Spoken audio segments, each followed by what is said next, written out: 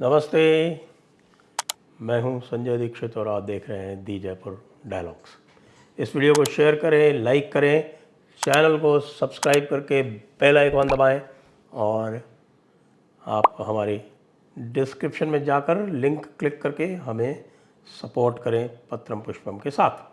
France में क्या हो रहा है हमें सबको पता है कि वहाँ दंगे हो रहे हैं, लेकिन वहाँ क्या कुछ नया हो रहा है?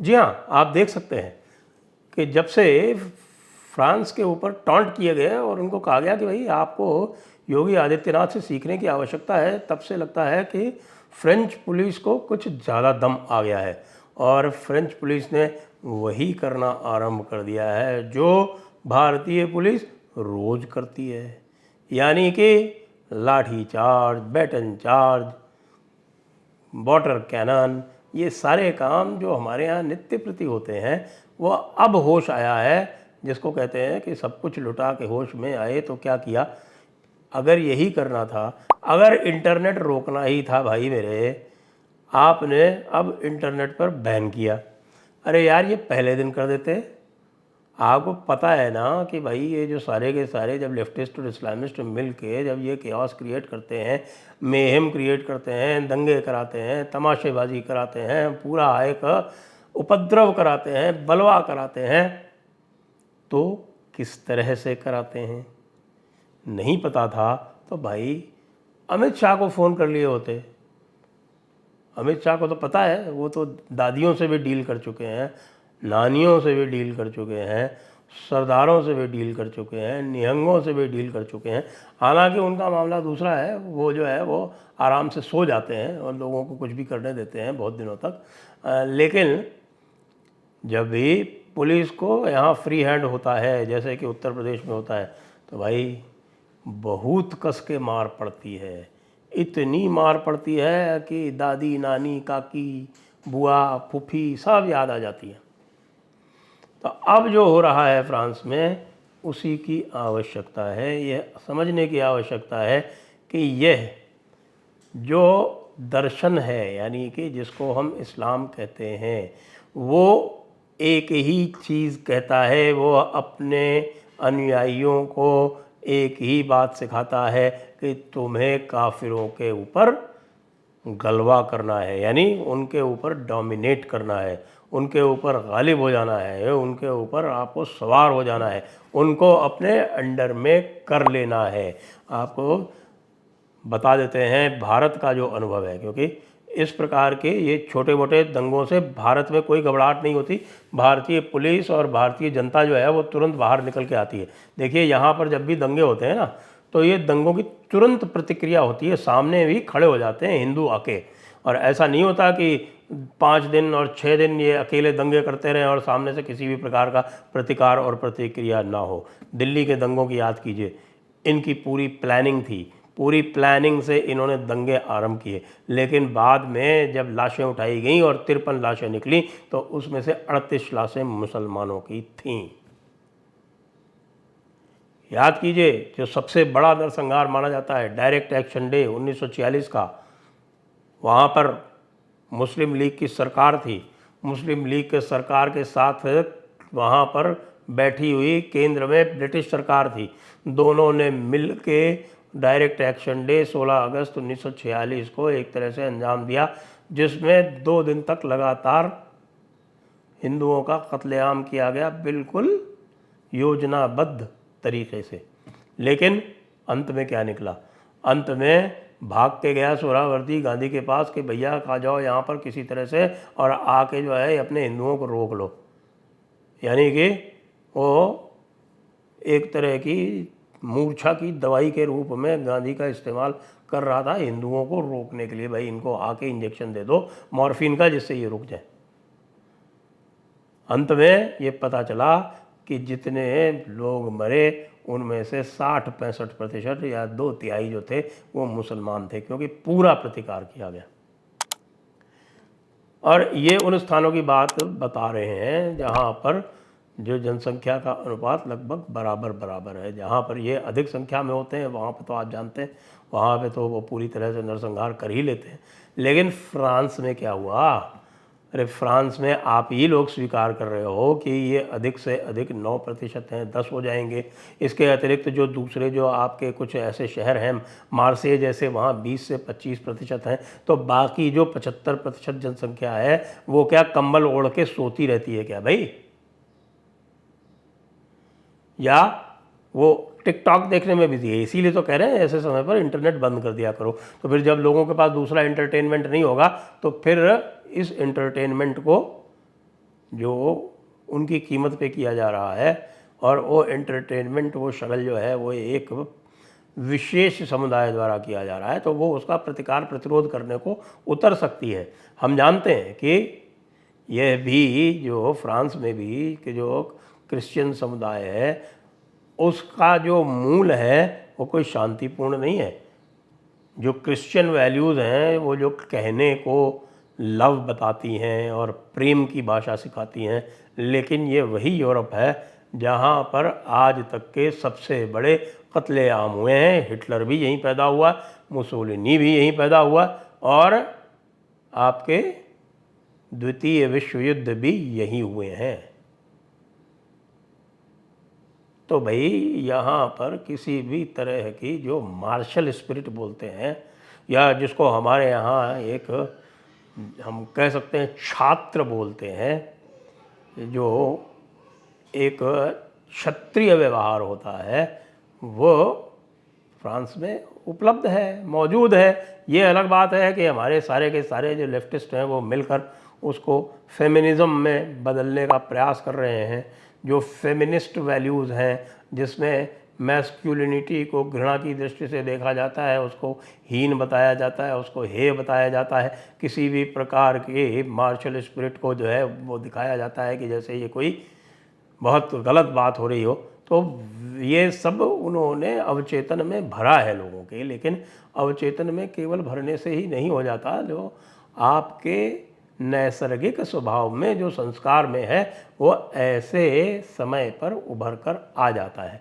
इसीलिए बताया गया कि चौथी रात को लोगों ने बाहर निकल के जब प्रतिकार आरंभ किया तो ये जितने भी छोरे छिछोरे छापरे जो थे टपोरी, ये सारे के सारे वहाँ से भाग निकले। और अब ये बात बताया जा रहा है कि भाई ये जो उपद्रव करने वाले हैं, जिन्होंने पता नहीं कितने शोरूम जला डाले, जिन्होंने पता नहीं कितनी गाड़ियाँ जला डाली, जिन्होंने पता नहीं कितनी हिंसा की, वे इमिग्रेंट केवल 10% हैं। 90% वे फ्रांस के नागरिक हैं, यानी फ्रांस के मुस्लिम नागरिक हैं। तो भाई फ्रांस महोदय, आप क्या सोच के इनको नागरिकता दे रहे थे? हमारे यहाँ तो भाई हमारे गांधी जी और नेहरू जी जो थे वो लद गए हमारे ऊपर, और देश का बंटवारा भी करा दिया, और यहाँ के जो 3.5 करोड़ थे जिन्होंने पाकिस्तान बनवाया था उसमें से केवल 72 लाख को जाने दिया, और वो 72 लाख भी अधिकतर पंजाब और पश्चिमी उत्तर प्रदेश से गए, जहाँ पर प्रतिक्रिया हुई। जो पाकिस्तान में जो ये जिस प्रकार के दंगे कर रहे थे, जिस प्रकार की नृशंसता कर रहे थे हिंदुओं और सिखों के साथ में, उसकी प्रतिक्रिया में जो पंजाब में दंगे हुए तो उसके कारण यहाँ से गए पाकिस्तान में। कुछ लोग जो थे वो उनके कुछ आंखों में सपने थे, कुछ उनकी कल्पनाएं थीं, कुछ उनका तसव्वुर था जिसके कारण वो गए। लेकिन गांधी और नेहरू ने यहाँ पर बाकायदा एक प्रकार की कैंपेन चला के, एक प्रकार का मूवमेंट चला के, मौलाना आज़ाद के नेतृत्व में यह पूरा प्रयास किया कि कम से कम लोग जाएं।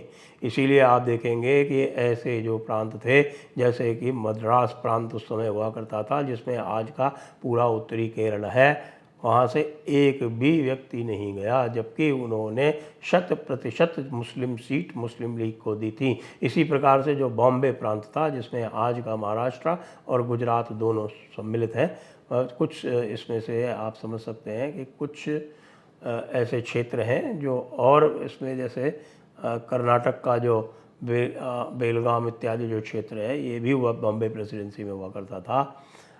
जो इस समय का जो मराठवाड़ा है, इसका अधिकतर भाग निज़ाम का था, वो नहीं हुआ करता था। लेकिन ये पूरी की पूरी बॉम्बे प्रेसिडेंसी ने 100% मुस्लिम सीट मुस्लिम लीग को दी थी। ये है, तथ्य हैं, ये कोई झुठलाए जाने वाले तथ्य नहीं है। और उसके बाद भी यहाँ से कोई पाकिस्तान नहीं गया। ग्रीस ने बहुत अच्छा काम किया था कि बहुत समय के उपनिवेशवाद और उस्मानियन खिलाफत उस्मानिया के नीचे रहने के बाद और विद्रोहों के बाद उन्होंने यह तो कम से कम उपलब्धि कर ली थी कि उन्होंने 100% पॉपुलेशन एक्सचेंज कर लिया था टर्की के साथ। तो कम से कम वो एक समस्या जो है वो समाप्त कर दी एक बहुत लंबे समय के लिए। आजकल जो यूरोपियन यूनियन में जो लोग चले गए हैं, वो तो यूरोपियन यूनियन के कारण ये जो रेफ्यूजी प्रॉब्लम आई है वो जगह जगह अपना सर फैला उठा के और समस्या पैदा कर रही है। फ्रांस अकेला नहीं है, इसी में स्वीडन चल रहा है, इसी में बेल्जियम चल रहा है, और हंगरी और पोलैंड इत्यादि इसलिए सुरक्षित हैं, इसलिए सलामत हैं कि उन्होंने एक भी रेफ्यूजी, एक भी शरणार्थी जो मुस्लिम हो उसको लेने से मना कर दिया है। आप कहेंगे कि यह मानवता के विरुद्ध है। जी, मानवता के विरुद्ध नहीं है। क्यों? क्योंकि हमारा भी यह अधिकार है कि हम ऐसे ही लोगों को अपने बीच में स्वीकार करें जिनके मूल्य, जिनके जीवन मूल्य हमसे मेल खाते हों। और इस्लाम का जीवन मूल्य किसी से मेल नहीं खाता, क्योंकि इस्लाम का काम ही है सबके ऊपर हावी होके राज करना, सबको अंततः कन्वर्ट करना। ये उनकी पवित्र पुस्तक में लिखा हुआ है। जी हाँ, अल अनफाल 39 देख लें, 8.39, उसमें यही लिखा हुआ है कि भाई जिहाद तुमको तब तक करना है जब तक कि पूरी दुनिया जो है वो मुसलमान ना हो जाए। तो भाई फ्रांस वालों, थोड़ा और जागो। पुलिस जो है इस समय अच्छी पिटाई कर रही है उत्पातियों की, उपद्रवियों की, यह स्वीकार्य है और यह स्वागत योग्य भी है। लेकिन जनता जो है उसको भी सड़क पर उतरकर प्रतिकार करना चाहिए। जो सरकार किसी भी प्रकार की कार्रवाई उपद्रवियों के विरुद्ध नहीं कर पा रही है, मुझे लगता है कि वो सरकार जो उनके रक्षा में आए हुए फ्रांस के जो नैतिक और उनके जीवन मूल्य हैं, उनकी रक्षा में खड़े हुए नागरिकों की रक्षा नहीं करेगी। यही तो समस्या है, यही समस्या आ जाती है कि जो उपद्रव करेंगे, जो दंगा करेंगे, उनको तो आप दे देंगे फ्री पास, और जो आपके साथ खड़े होके आपको कानून व्यवस्था